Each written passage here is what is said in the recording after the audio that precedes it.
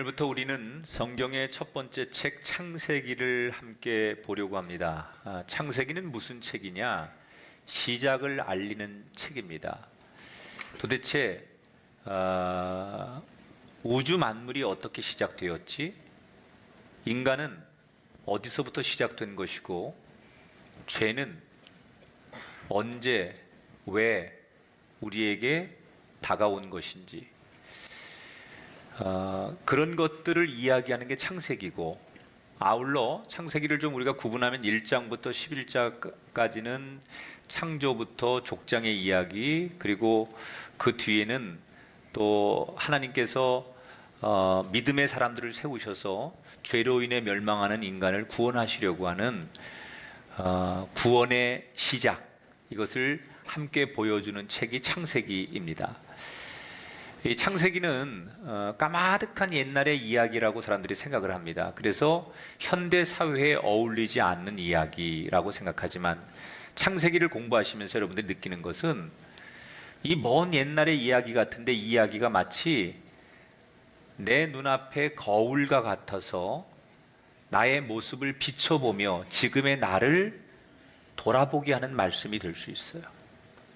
그래서 여러분들이 이 창세기를 그저 먼 옛날의 까마득한 과거의 이야기가 아니라 오늘 하나님께서 나에게 무엇을 원하시는지, 예를 들면 하나님께서 오늘 창세기 1장에 보면 천지를 창조하신 다음에 참 보기에 좋았더라 이렇게 말씀하셨어요.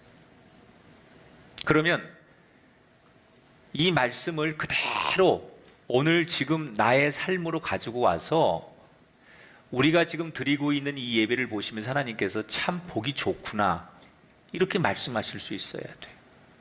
여러분들의 가정의 삶을 보면서, 또 여러분들이 살아가는 삶의 모습들을 보면서 하나님께서 창세기에서 하셨던 말씀 그대로 참 내가 보기에 좋구나 라고 말씀이 나를 향해 들리게 해야 돼요. 그런 거에 대해서 과연 우리는 창세기를 보면서 자신이 있는가라는 것을 생각해 봐야 돼요. 오늘 창세기 첫 문을 열면서 여러 가지 하고 싶은 이야기가 많지만 큰 주제 하나를 이렇게 잡아봤어요. 따라합시다. 이런 곳이 천국이다.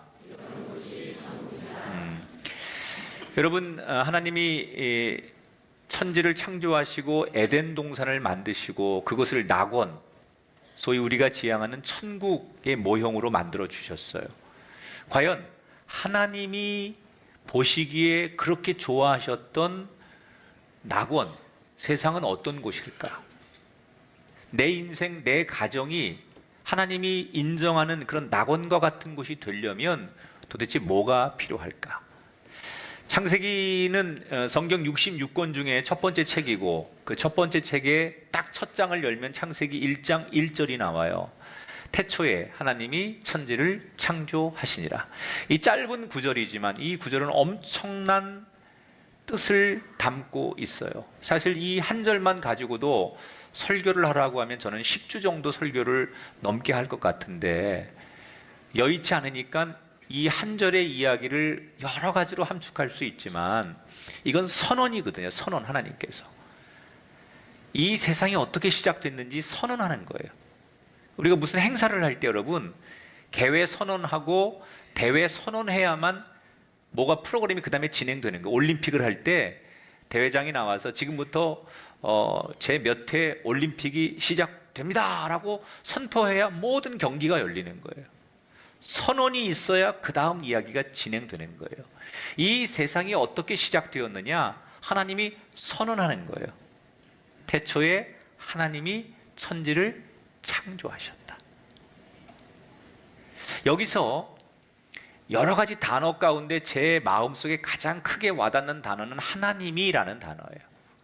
하나님이 계신 것을 성경은 당연하게 선언하고 있어요. 어떤 사람들은 하나님이 계신 것을 증명해 봐라 라고 이야기합니다. 그런데 성경은 하나님의 존재는 증명하는 게 아니라 하나님의 존재는 믿는 거라는 거예요. 하나님은 이 세상이 시작되기 전부터 계셨어요. 다른 것들은 창조된 거예요. 인간도 다른 생명도 이 땅의 모든 것도 하나님에 의해서 창조된 거예요. 그럼 하나님은 어디서 왔느냐? 스스로 존재하는 분이에요. 태초에 하나님이 이 세상을 만들기 전에 뭘 하고 계셨을까? 하나님은 그러면 2절에 보니까 땅이 혼돈하고 공허하고 흑암이 깊음 위에 있고 하나님의 영은 수면 위에 운행하시니라. 우리가 살고 있는 모습은 원래 지금과 같은 모습이 아니었다는 거예요. 아무것도 보이지 않는 어둠 속에서 깊은 물이 요동치고 있었고 질서도 없이 제멋대로 움직이고 있다 보니까 마치 모든 것이 쓰레기 더미가 흘러다니는 것처럼 무의미했다는 거예요. 그런데 그렇게 쓸모없어 보이는 물 위에 누가 계셨느냐? 하나님이 계셨다는 거예요. 파도가 칠 때는 잠잠하게 하셨고 무기력할 때는 움직이게 하셨어요. 자, 이 2절의 말씀은 오늘 많은 사람들이 우리의 인생의 어려움을 호소하잖아요. 내가 뭘 해야 될지, 내 삶의 우선순위를 정하지 못하고 삶의 중심을 잃어버리고 흐느적거리고 헤매는 사람들. 그런 사람들이 대부분 하는 얘기가 뭐냐? 인생은 헛된 거야. 아무리 열심히 살고 노력해도 세상은 불공평하고 인생은 의미가 없어. 이렇게 허무해. 이런 얘기를 현대인들이 얼마나 많이 하는지 몰라요. 마치 창세기 1장 2절에 이 세상이 창조되기 전에 혼돈과 공허와 흑암이라고 하는 이 세 단어가 우리의 인생 이야기를 표현해 주는 얘기예요. 다 살고 보니까 헛된 거야. 그렇게 젊을 때 바둥바둥거리고 그게 전부인 줄 알고 살았고 자식이 전부인 줄 알고 사업이 전부인 줄 알고 그 인생의 그 자리가 전부인 줄 알고 그렇게 열심히 살았던 내가 어느 날 돌아보니까 아무것도 아닌 걸 깨닫고 인생은 아무것도 아니야.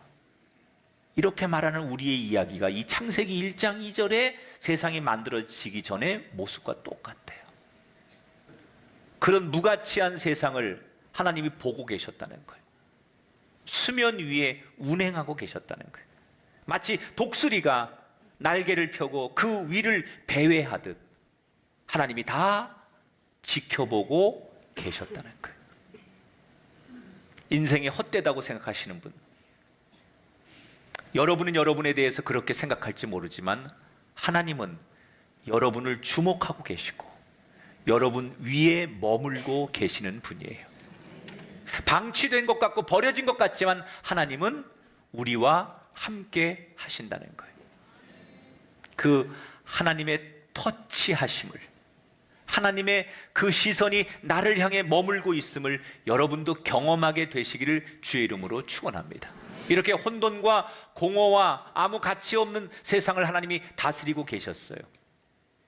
그리고 어느 날 이렇게 무가치하게 세상을 둘 수 없다, 새로운 세상을 만들어야 되겠다, 그렇게 결심하신 하나님께서 요동치던 세상을 향해서 말씀으로 명령하시죠. 3절에 보니까 하나님이 이르시되 빛이 있으라 하시니 빛이 있었고, 하나님이 엿새 동안 창조를 하실 때 말씀으로 창조하시죠. 하나님이 가라사대, 하나님이 선포하시니까, 말씀하니까 말씀대로 창조가 되었어요. 여러분, 말이라는 것은 단순한 언어가 아니에요. 우리가 누군가로부터 대화를 할 때 그 사람 말을 들어보면 그 말 속에 그 사람의 인품, 그 사람의 생각, 그 사람의 인생의 철학, 그 사람의 비전, 말을 들어보면 다 아는 거예요. 우리가 하나님을 어떻게 아느냐? 하나님의 말씀을 들어보면 하나님의 인품, 하나님의 생각, 하나님의 꿈, 하나님의 인격, 이걸 다 말씀 속에서 알 수 있는 거예요. 그래서 하나님을 만나는 방법이 말씀을 듣고 말씀을 대하는 거예요. 하나님이 말씀인 거예요. 그 말씀으로 하나님이 천지를 창조하시는 거예요. 빛이 있으라. 깜깜했던 세상에 빛이 비추기 시작했습니다. 이때부터 하나님이 세상을 만들기 시작하셨는데 그냥 생각나는 대로 즉흥적으로 만드신 게 아니고 설계도를 놓고 만들듯이 치밀한 계획 속에서 하나님이 만들기 시작했어요. 자, 우선 하나님이 이 천지를 창조한 이야기를 두 개로 나눌 수 있는데, 첫째 날부터 셋째 날까지는 하나님께서 나누셨어요. 그리고 나머지 여섯째 날까지 하나님께서 나누어진 그 공간을 채우셨어요. 구체적으로 볼까요? 첫째 날 빛을 만드셔서 빛과 어둠을 나누셨죠. 둘째 날 하늘을 만드셔서 하늘과 하늘 밑에 아래를 나누셨어요. 셋째 날 아래, 하늘 밑에 아래를 다시 땅과 바다로 나누셨어요. 그러니까 3일 동안은 너무나 무질서했던 세상을 아주 질서정연하게 하나님께서 아주 잘 배치하고 나누어 놓으신 거예요. 이렇게 정리하신 다음에 그 비어있는 공간에다 무언가를 채우기 시작하죠. 셋째 날 땅을 만든 뒤에 그것을 식물로 채웠어요. 그리고 넷째 날 해와 달과 별로 하늘을 채우고, 다섯째 날 물고기로 바다를 채우고, 여섯째 날 동물들과 사람을 만드셔서 육지를 채우셔서 창조를 이루어 가세요. 마치 그림을 그리듯이 공간을 나누고 질서를 세운 다음에 그 나눠진 공간을 정말 알맞게 하나님이 채우셨어요. 그리고 6일 만에 우리가 말하는 세상에서 가장 아름다운 세상, 낙원이라고 일컫는 에덴 동산이 완성이 되는 거예요. 그런데 이 모든 이야기를 성경은 이렇게 정리를 합니다. 2장 1절 2절로 넘어가 보세요. 같이 읽어봅니다. 천지와 만물이 다 이루어지니라. 하나님이 그가 하시던 일을 일곱째 날에 마치시니. 자, 여러분, 뭐가 좀 이상하잖아요. 조금 전에 하나님이 천지를 창조하신 게 여섯째 날까지 하셨는데, 2장에 넘어가서 하나님이 천지 창조를 일곱째 날 완성했다, 마쳤다, 이렇게 얘기해요. 이게 무슨 얘기예요? 분명히 하나님이 엿새째 날까지만 창조를 하셨는데, 하나님의 창조를 성경이 소개하기를 일곱째 날 마치셨다라고 정리를 합니다. 엿새째까지 하나님이 천지를 창조하시고 일곱째 날이 되었어요. 에덴 동산을 하나님이 거니시는 거예요. 하늘에는 새가 날아다니고 물고기들이 너무나 아름답게 헤엄을 치고 사자와 어린 양들이 함께 땅에서 뛰어노는 거예요. 이 모습을 하나님께서 너무나 흐뭇하게 바라보시며 이 동산을 쭉 거닙니다. 그리고 당신이 만든 6일 동안에 하늘과 땅, 바다, 동물, 식물들을 하나하나 만나기 시작해요. 그때 모든 피조물들이 마치 엄마를 만나면 아이가 방긋 웃듯이 하나님을 만나자 모든 피조물들이 눈을 마주치고 하나님과 하나님이 만든 창조물들이 아름다운 대화를 시작해요. 너무나 행복해하는, 그때 물고기는 물고기대로, 새는 새대로, 식물들은 식물들대로 자기의 표현 방법대로 하나님을 만나 하나님과 교감하며 하나님을 높이고 반갑게 인사를 해요. 뭐라고? 나를 만들어주셔서 감사합니다. 나를 여기 있게 해주셔서 감사합니다. 이 아름다운 세상에 내가 존재하게 하셔서 감사합니다. 당신이 나를 만들어주셨으니 당연히 당신은 나의 주인이십니다. 당신은 내가 높이기에, 찬양하기에 당연하신 분입니다. 그리고 이 땅의 모든 생명들이 에덴 동산에서 만난 하나님을 높이고 하나님을 자기의 주인으로 인정하기 시작했어요. 여러분, 세상에서 내가 발명하면 내가 주인이죠. 내가 만들면 내가 주인이죠. 그래서 특허가 있는 거 아닙니까? 하나님이 이 세상을 창조했어요. 하나님이 이 세상을 만드셨어요. 모든 생명들을 질서 있게 하나님 만들어 주셨어요. 그러니 그 모든 생명들이, 이 세상의 모든 자연들이 하나님을 만나서 당신이 나의 주인이십니다. 당신이 나를 만들어 주셨으니 나는 당신의 것입니다. 이렇게 하나님을 높이기 시작했어요. 그래서 성경은 일곱째 날에 있었던 이 일을 가리켜서 이렇게 말해요. 2장 3절을 보세요. 하나님이 그 일곱째 날을 복되게 하사 거룩하게 하셨으니. 분명히 6일 동안 만들었는데 7일 만에 세상이 완성됐다고 말하는 그 이유는 뭐냐? 바로 이 부분이에요. 따라합시다. 하나님과 교감하는 과정이 있어야 합니다. 내가 만들어졌고 태어났기 때문에 존재하는 게 아니에요. 하나님을 만나고 하나님과 교감하고 하나님과 터치될 때, 그 일곱째 날이 있을 때 비로소 에덴 동산이 완성되는 거예요. 여섯째 날까지 하늘과 땅과 세상의 모든 식물, 생명들이 다 존재했지만 에덴 동산이 완성된 게 아니에요. 그 다음 날 일곱째 날 하나님을 교감하고 하나님을 만나고 하나님을 터치하고 하나님을 인정하고 하나님을 찬양하고 하나님과 눈이 마주칠 때 비로소 에덴 동산이, 천국이, 낙원이 완성이 되는 거예요. 지금도 많은 분들이 이렇게 기도해요. 하나님, 내 인생, 우리 가정, 내 삶의 자리가 천국이 되게 해주세요. 어떻게 하면 천국이 될 수 있을까요? 어떻게 하면 우리가 하나님이 가장 기뻐하는 낙원을 만들 수 있을까요? 높은 지위에 오르고 돈을 많이 벌고 남들보다 내가 더 힘이 생기면 그게 여러분 천국이 될까요? 아닙니다. 하나님을 나의 주인으로, 하나님을 나의 창조주로, 이 모든 것은 하나님이 만들어주신 겁니다. 하나님이 나의 주인이십니다. 내가 존재하는 게 아니라 하나님이 나를 여기 있게 해주셨고 하나님의 말씀으로 나를 창조해 주셨고 나에게 생명을 주셨고 내가 여기 존재하는 이유가 하나님 때문입니다. 그래서 난 하나님을 나의 주인으로 인정하고 하나님을 찬양합니다. 이것이 될 때 여러분이 있는 삶의 자리가 천국이 되는 거예요. 근데 세상 사람들이 엄청난 돈을 벌고 권력을 가지면서도 내 거라고만 생각하죠. 이게 하나님 때문에 내가 존재하는 거고 하나님이 주신 은총이고 하나님이 주셔서 내가 누리는 거라고 고백하지 않아요. 하나님을 터치하지 않아요. 하나님과 교감하지 않아요.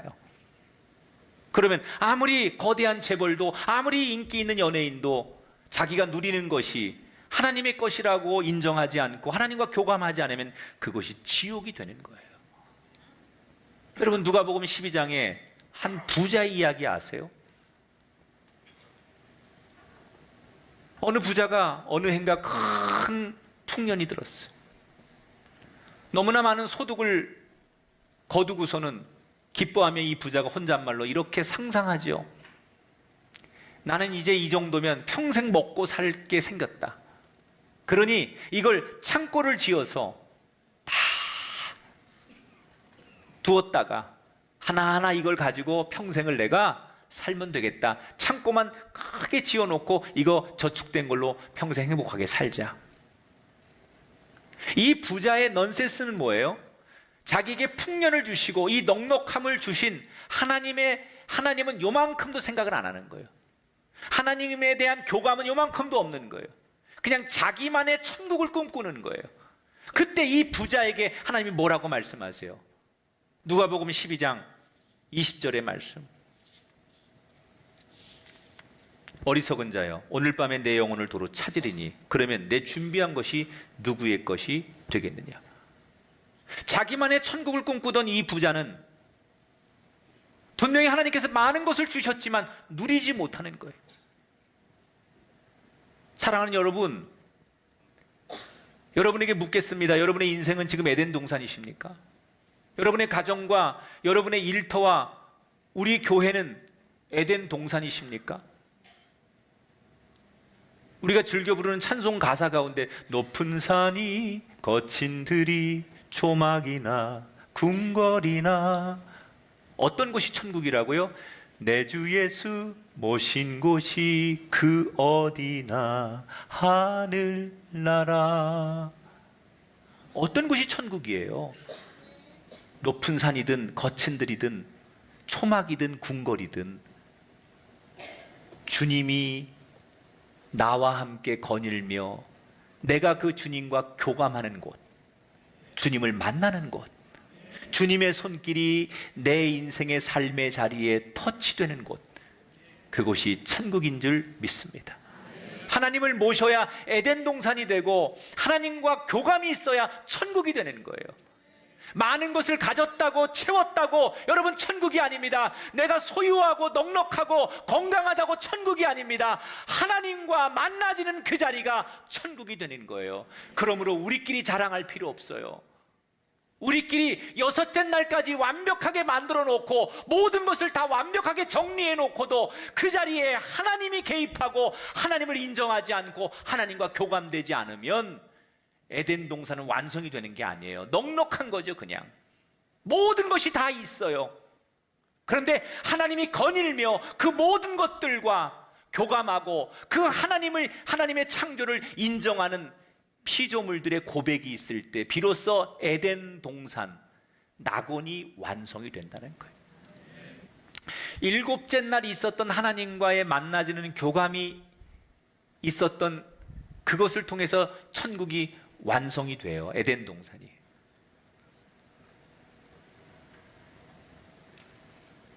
그 에덴 동산에는 하나님이 만드신 수많은 동물과 식물들이 있었지요.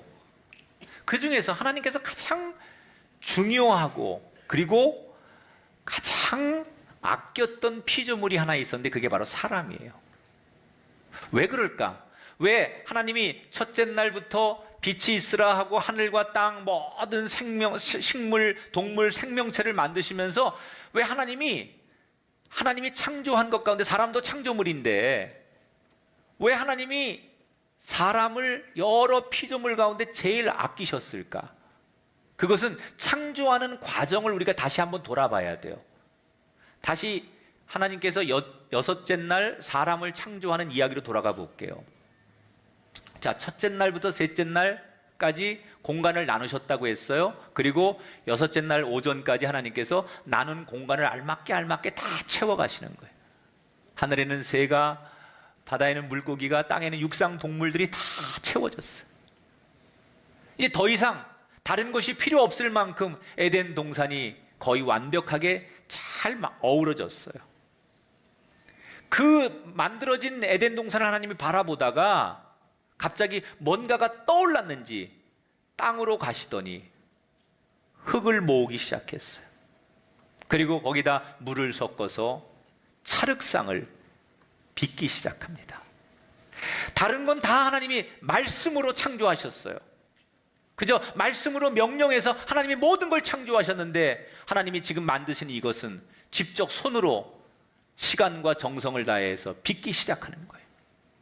얼마나 정성을 다했는지 얼굴, 몸통, 팔과 다리, 손톱, 발톱까지 너무나 정교하게 하나님이 정성을 다해서 하나하나를 다 다듬고 만들기 시작하는 거예요. 위부터 아래까지 그리고 몇 번을 돌려보며 또 고치고 고쳐 하나님 마음에 들 때까지 그렇게 손수 당신의 손으로 만드시더니 다 되었다고 생각이 드시든지 고개를 끄덕이시며 찰흙상 가까이 다가가서 그 찰흙상의 코에다가 하나님이 직접 후 하고 숨을 불어 넣어 주셨어요. 이때 찰흙상이 붉은 혈색이 펴지더니 숨을 쉬고 말하고 걷기 시작하더라. 그동안 다른 창조물들은 말씀으로 만든 것과는 전혀 다른 직접 하나님께서 당신의 손으로 만드시고 당신의 생명의 기운을 불어 넣으셔서 그런지 만들어진 그 생명체가 움직여지는 모습을 보면서 하나님이 너무나 기뻐하셨어요. 살며시 그를 꼭 안아주시더니 그의 귓가에 대고 너무나 사랑스러운 음성으로 아담이라고 이름을 붙여주셨어요.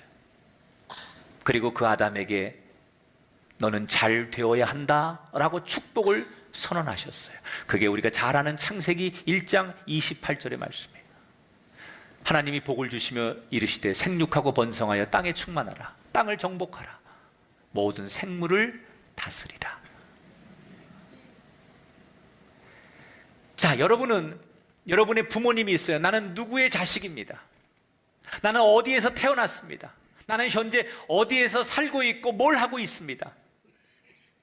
여러분, 이게 우리에게 굉장히 중요한 것 같지만 오늘 이 창세기 사람을 만드신 과정을 여러분이 정말 제대로 보시면 그게 별로 중요한 게 아니에요. 내가 누구의 자식이고 어디에 살고 뭘 하느냐는 중요하지 않아요. 중요한 건 뭐냐? 나는 하나님의 손에 의해서 친히 하나님이 만들어서 이 땅에 있게 한 존재라는 거.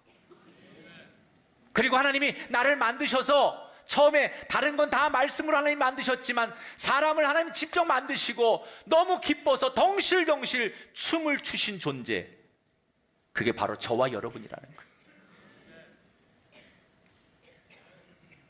우리가 사람으로 태어났다는 건 뭘 말하느냐? 조금 전에 읽은 창세기 1장 28절, 하나님께 특별하게 사람에게 그 피조물을 맡기시는 거예요.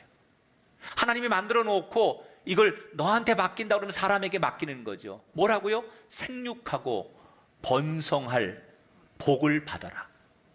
여러분 모두 이 복의 주인공입니다. 의심 없이 받아들이십시오. 생육하고 번성하라. 하나님이 여러분에게 부여하신 축복입니다. 그렇게 되는 게 정상입니다. 그렇게 되시기를 축복합니다. 당연히 그렇게 돼야 됩니다. 생육하고 번성하는 축복이 여러분에게 있을지어다. 그러므로 내가 지금 내 상황이, 내 형편이 아무리 어렵더라도 누구하고 비교를 하면서 그 처지를 비관하고 낙심할 필요 없어요. 왜? 누가 뭐래도 나는 하나님이 만드신, 하나님이 직접 빚으시고 하나님의 생명을 불어넣어서 만들어진 나는 그런 존재, 이 땅을 생육하고 번성하고 다스리고 충만케 하라고 나에게 복을 주신 원조, 그런 자부심, 그런 당당함, 그런 감사함, 이것이 내 처지와 상황과 관계없이 우리 인간에게 고백되어지는 게 그리스도인의 삶이라는 거예요. 그런데 여기서 창세기 1장 28절을 많은 사람들이 이거를 제대로 이해를 안 해요. 하나님께서 생육하고 번성하고 땅에 충만하고 모든 걸 다스려라 그랬다고 해서 우리가 이 땅을 점령군처럼 우리는 만물의 영장이고 하나님 앞에 부여받은 사람이니까 내가 마음대로 할 수 있다라고 생각하는 것에서부터 인간의 교만이 들어오는 거예요. 하나님이 우리에게 복을 주신 건 맞는데 무조건 복을 주신 게 아니에요. 아담에게 무조건 복을 주신 게 아니라 지켜야 될 것을 하나님께서 명령하셨어요. 우선 두 가지를 하나님께서 지켜라라고 명령하셨어요. 2장 15절부터 17절을 볼게요. 여호와 하나님이 그 사람을 이끌어 에덴 동산에 두어 그것을 경작하며 지키게 하시고 이르시되 동산 각종 나무의 열매는 내가 임의로 먹되 선악을 알게 하는 나무의 열매는 먹지 말라. 자, 첫째, 우선은 에덴 동산을 관리하고 지키도록 일을 부여하셨어요. 이거 네가 관리하고 네가 잘 지켜 내 대신. 그리고 하나님께서 일을 부여하신 거예요. 그리고 아담에게 먹을 수 있는 것과 먹지 말아야 될 것을 정해 주셨어요. 다시 말하면 하나님께서 아담에게 해야 될 것과 하지 말아야 될 것, 이걸 다른 말로 말하면 뭐냐? 질서를 정해 주신 거예요. 질서, 룰을 정해 주신 거예요. 아담이 그 질서를 지키고 살았을 때 비로소 하나님께서 약속하신 창세기 1장 28절의 낙원의 복을 누리는 거예요. 에덴 동산이 여러분 어떻게 가장 아름다운 낙원이 될 수 있었어요? 풍성하고 모든 게 넘쳐났기 때문에 낙원이 아니에요. 하나님의 질서가 있었기 때문에 낙원인 거예요. 하나님께서 정하신 대로 낮에는 해가 뜨고 밤에는 달과 별이 떴어요. 동물은 동물대로, 식물은 식물대로, 인간은 인간대로 하나님께서 정해 주신 대로 살았기 때문에 그곳이 낙원이 되는 거예요. 지금도 많은 사람들이 기도하잖아요. 하나님, 내 가정이 작은 천국 되게 해주세요. 여러분 가정이 천국 되려면 어떻게 해야 되느냐? 뭐가 막 풍성하고 남들보다 많이 가지고 있고 넘쳐나야 천국인 게 아니에요. 천국은 하나님이 주인 되시는 곳이 천국이에요. 천국은 하나님의 질서를 따르는 곳이 천국이에요. 그런 점에서 여러분 가정과 여러분 인생이 천국이 되려면 뭘 해야 되냐? 해야 될 것과 하지 말아야 될 것을 구분할 수 있어야 돼요. 예를 들어서 이게 엄청난 큰 이득이에요. 그래서 사람들은 다 덮어놓고 이득이 되니까 그걸 따라갈 때 그냥 그걸 따라가는 게 아니라 그걸 덥석 무는 게 아니라 하나님이 허락하시는지, 하나님이 허락하시면 따라가도 되지만 아무리 큰 이득이어도 하나님이 허락하지 않으면 따라가지 않는 게 하나님의 질서 안에 있는 거예요. 손해가 되는 줄 알지만 하나님께서 허락하시기 때문에 그것을 따라가는 게 그게 질서예요.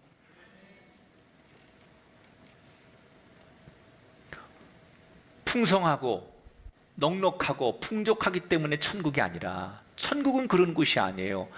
하나님의 통치하심, 하나님의 질서, 하나님의 다스림. 우리가 천국을 누리지 못하는 이유는 뭘까요? 돈이 없어서가 아니에요. 여러분, 인맥이 없어서가 아니에요. 하나님의 다스림, 그 하나님이 우리에게 해야 될 것과 하지 말아야 될 것을 명령하셨는데 그것을, 그 질서를 우리가 지키고 사느냐. 자유는 내 마음대로 하는 게 자유가 아니에요. 하나님의 다스림, 그것을 지키고 살아가면서 행복한 게 자유인 거예요. 지하 단칸방이라도, 감옥 아니라도 하나님의 다스림이 있는 곳이면 그곳이 천국이에요. 나는 여러분들이 그런 천국의 백성이 되기를 주의 이름으로 축원합니다. 이 창조의 이야기는 먼 옛날의 얘기가 아니에요. 지금 제가 오늘 설교한 대로 우리를 돌아보며 우리가 하나님이 만드신 첫 번째 그 작품, 에덴 동산, 낙원, 천국, 그 천국을 꿈꾸는 우리들에게, 이 세상 어떤 것과도 바꿀 수 없는 그 천국을 누리며 사는 우리들에게, 살기를 원하는 우리들에게 주시는 거울과 같은 말씀. 이렇게 거울을 비춰보면 내가 보이잖아요. 거울을 투영해보면 나의 잘못된 걸 알 수 있잖아요. 이 창세기라는 말씀을 통해서 오늘 현대사회, 이 인류 문명의 아주 최꼭지점에 오르는 우리들의 삶을 이 말씀 앞에 비춰보는 거예요. 그리고 과연 나는 정말 말로는 천국을 얘기하고 낙원의 삶을 달라고 요구하지만 이미 하나님께서 우리에게 모형으로 주신 낙원의 삶, 천국의 삶을 누리려면 우린 창세기 말씀을 통해서 무엇을 해야 되는가? 따라합시다. 하나님과 교감하는 곳이 천국입니다.